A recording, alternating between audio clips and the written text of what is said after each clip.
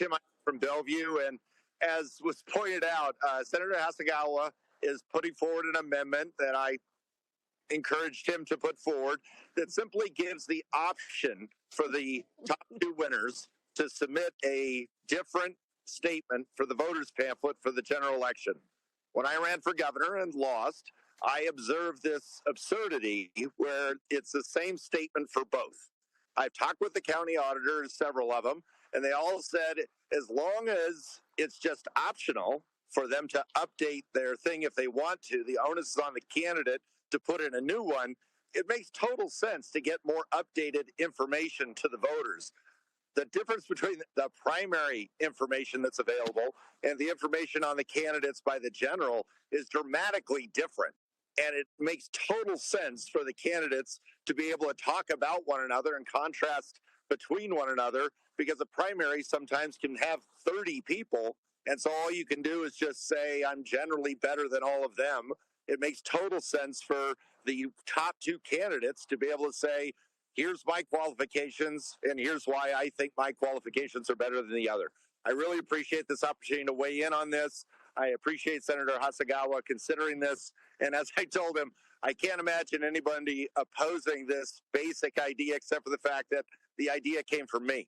So I really hope you'll set aside that and just look at it as it doesn't help candidates or incumbents any more than challengers. It just simply means that the top two have the option to submit a new one. If they don't submit a new one, they just use the primary one. But thank you very much for your consideration of this idea, and I think it would be an improvement for the voters pamphlet. Thank you very much. Thank you very much. That concludes the public testimony and the public hearing on Senate Bill 50.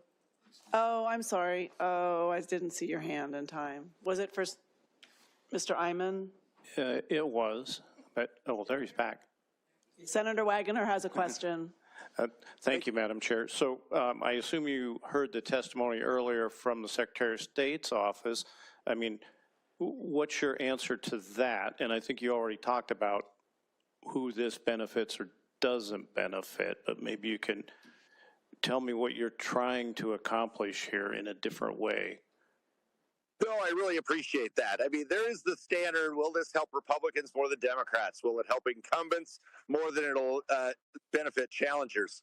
It'll benefit anyone who gets in the top two primary to be able to update their statement so that the voters in November will have more information. Frankly, the media takes a while to really be able to examine the candidates until you actually get to a top two. And if you suddenly find out there's certain aspects of one of the candidates that's not a good thing, it seems like you'd want to get that additional information. And I do really want to encourage you to talk with county auditors, because it is not more work. As long as you clarify in the bill that there's no extra push for them to push the candidates to get something new in, all it is that they have the option to update it if they want to, and if they don't put in a new one, all the Secretary of State has to do is just reprint the existing one. But I really appreciate the question, and I don't think it benefits anybody in particular except for the voters themselves. Thank you. Thank you. All right, that concludes the public testimony and the public. Senator Hasegawa, I'm really trying to get us done by 6 o'clock. Okay.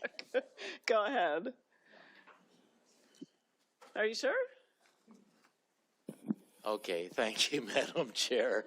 I have to put this in the form of a question. So,